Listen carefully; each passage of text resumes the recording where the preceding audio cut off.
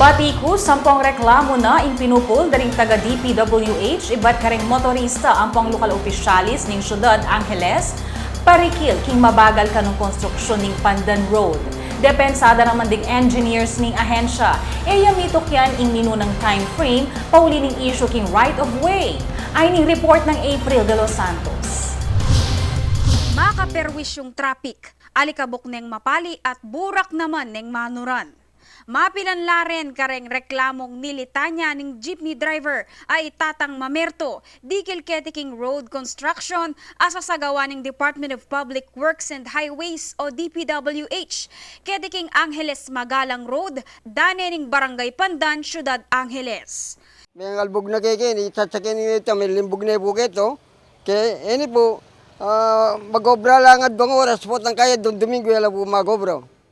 Mi pag-umpisan inyang bulan ning Pebrero, makaplano ya sanang mayari iting proyekto king May 23. Pero king estado niting konstruksyon, antimo marayo pa iting makumpleto. Inya naman ing makupad kanong proseso ning pamaglari ning mesabing dalan, ing isyong miras namo naman king atensyon ning city government ning Ciudad Angeles.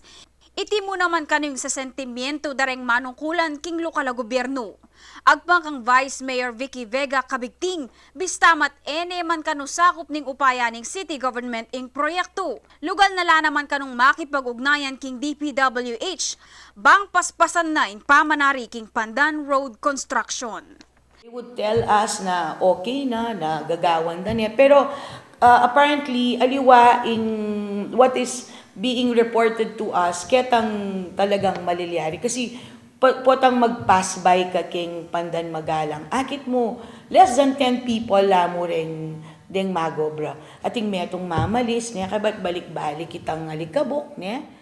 Matulid ning Bisi Alkalde, lalo kanong grumabi ing kalbaryo dareng motorista at residente keti, lakwas na ngining lalapit na ing kauran. Tako aksidente lakano kareng publiko at motorista ding mga lalam na excavation dang kinulkul at manatiling pakatenga keti. Maragul mo naman kano iting perwisyo king business activities king mesabing lugal. Kailangan po siguro we need to band together and sabihan tayo king DPWH na manaksyon na po kasi kailangan na. Minuna na niya kanong dinulog Mayor Edgardo Pamintuan ing issue king DPWH.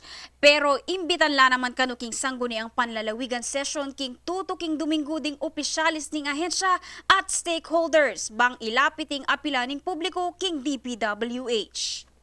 Sabihan dat kaya katamo, sabihan dat kaya kami king sanggunian, nung nanin karelang schedule, when do they plan to finish the project? Makanano ing plano doon ya, itang safety precautions da. At kay ba nanita, we will monitor them. Samantala, nung magmaklak-maklakan niya pa rin kanong ahensya, misagawala naman kanong signature campaign at publicity movement king social media bang ipayabot ing saing-sing king mayari-yaring public highway rehabilitation.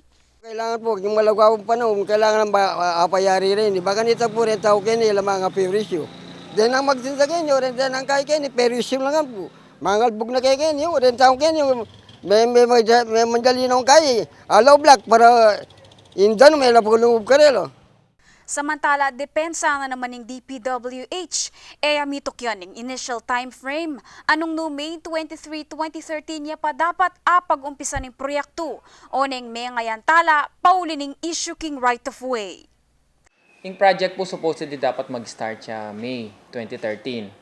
And then, yung target completion date na po is May 23, 2014 pin. This is a 1-year project po, 360 days yung duration na.